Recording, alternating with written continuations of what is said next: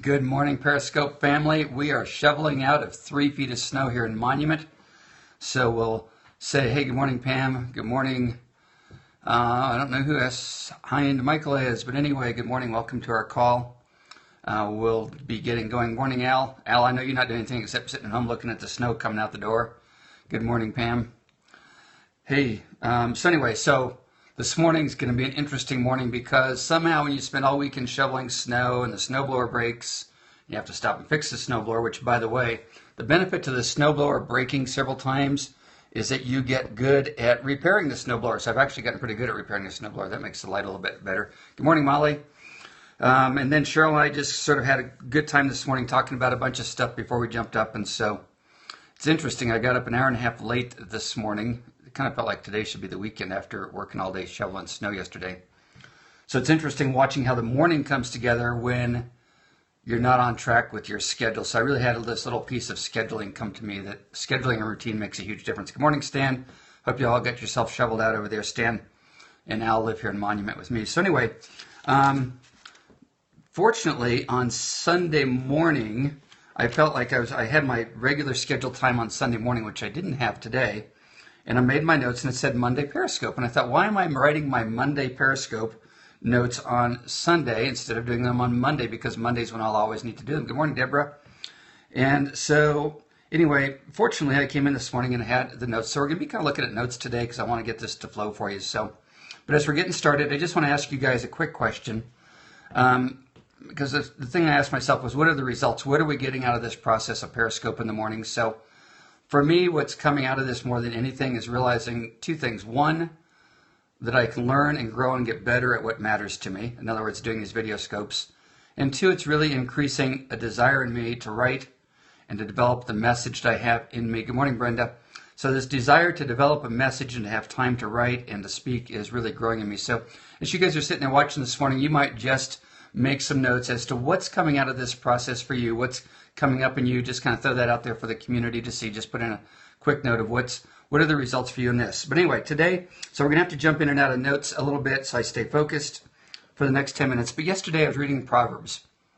Whenever you get stuck and you don't know what to read, to edify, to encourage, and to lift yourself up, Proverbs is just such a great place to go. You know, there's 31 Proverbs and you can read one every day, and they're short and they're easy. And every time I read them now, there's more redlining, there's more notes, there's more stuff happening. And I think that part of why that is because I'm growing, and so I'm beginning to pull more out of it than that. Pull more out of it than I got, the first, the second, the third, the fourth, the fifth time through. And again, Passion Translation is what's made it come alive for me. The Passion Translation. Just want to encourage you guys. Good morning, Nancy. Encourage you guys, if you don't have the Passion Bible, you can go follow Brian Simmons on Facebook. It's just Passion Translation. And he puts up a great devotional every day. There's a community that interacts. And one of the things I've found that I enjoy doing when I'm on there is I'll read people's comments. And it encourages me because what I see are there's so many people that are posting needs and desires, that are trying to work through connecting with their passion, that are looking for encouragement, that are looking for support. And they're getting that in a Facebook group. But what we can do, there'll be 1,000, 2,000 posts, and I'll read through 20 or 30 of them. And instead of just liking, I'll actually try to go in and make some personal posts to those folks to encourage them and just to let them know that what they're saying messaged to me and made a connection with me. So that personal connection can even happen on Facebook. So anyway, so Proverbs 12:25. This one got the double underlines for me on Sunday morning.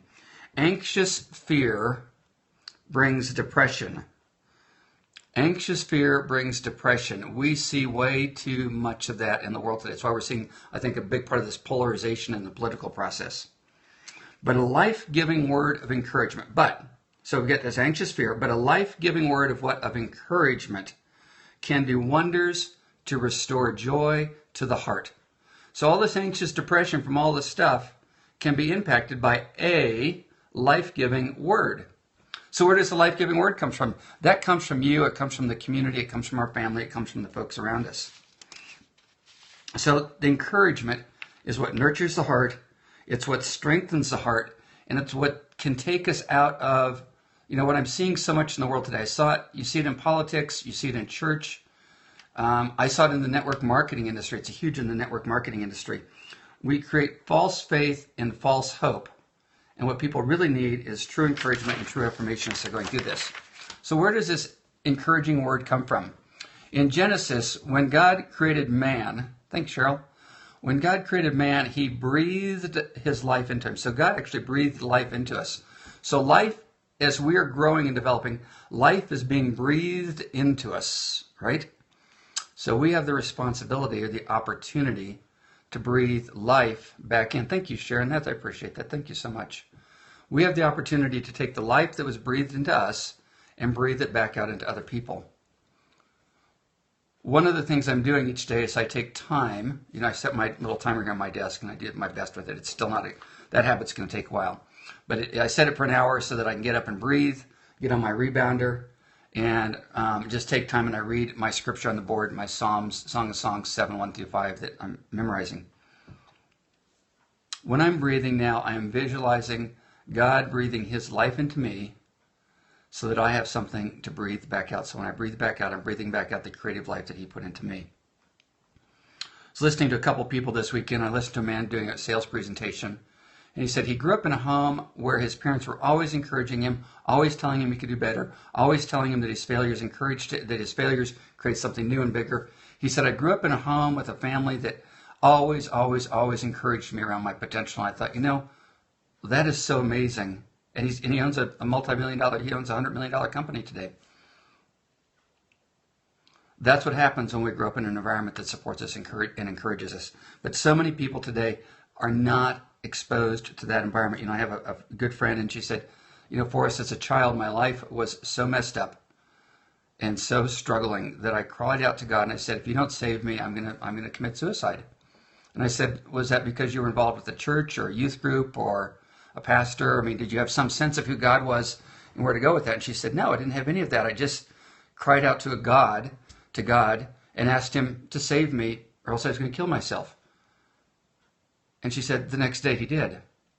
So there's the people that it's given to, there's the people that cry out and it's given to, and then there's a whole bunch of other folks that are just going through life. And most people, I think today, so we got the two extremes there, but maybe we can come in the middle and we can begin to be the person that connects here, and we can be the person that mentors here.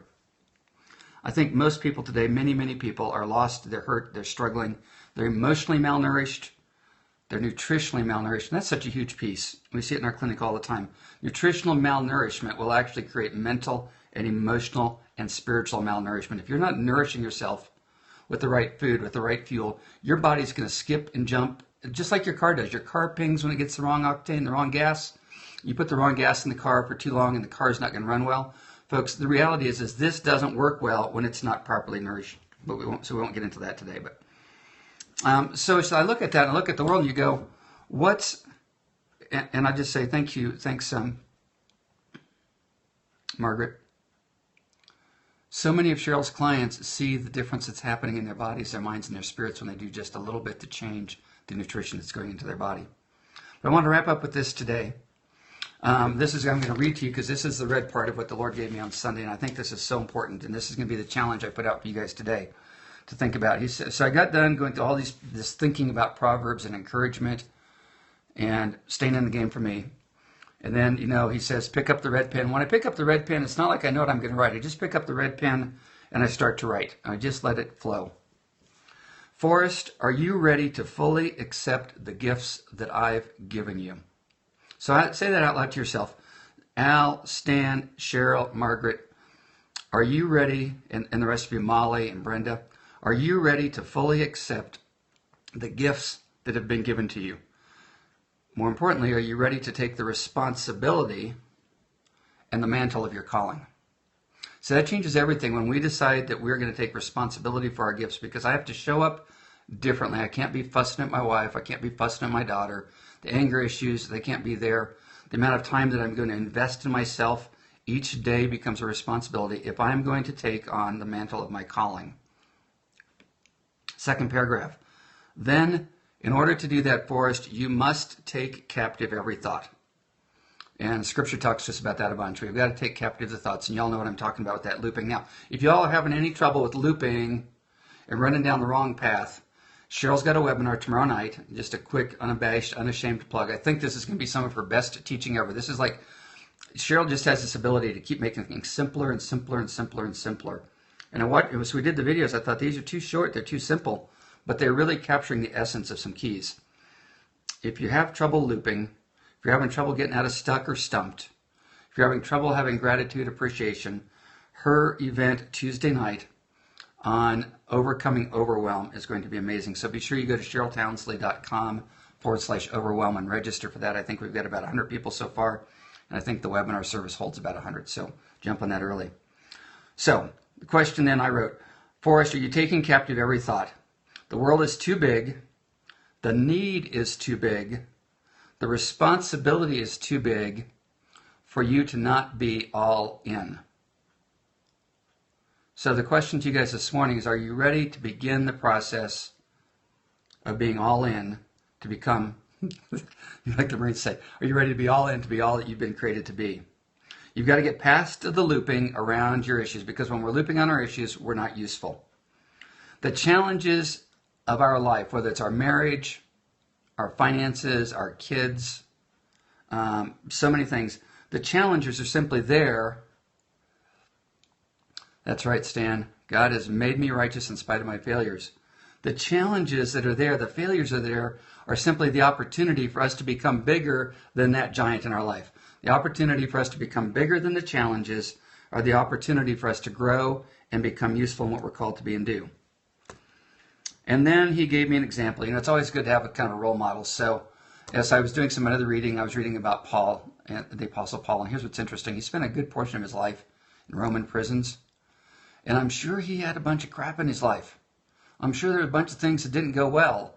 And yet he managed to always stay the course, to move through his pain, to find his joy. And his joy was in his calling and his purpose. That's a big part of what's going on for me right now, is moving past the stuff and creating that joy of living in my purpose and my call. And I'll close with this. The last thing God said to me, he said, my desire is for you to find your joy in me. When I find my joy in him, then I have something in me that I can take and I can breathe out. I can encourage others, and I can go back and I can begin to truly live Proverbs 12:25, knowing that anxious fear brings depression, but a life-giving word of encouragement can do wonders to restore the joy of the heart. And if we do that in our communities, we'll begin to turn this nation and the country around. So thanks, Deborah. Thank you all for being with me today. I'm going to sit here and watch the snow melt. We've got a bunch of great things coming up this morning. Thank you all for the hearts. Thank you for your love. Thank you, Pam, for your encouragement.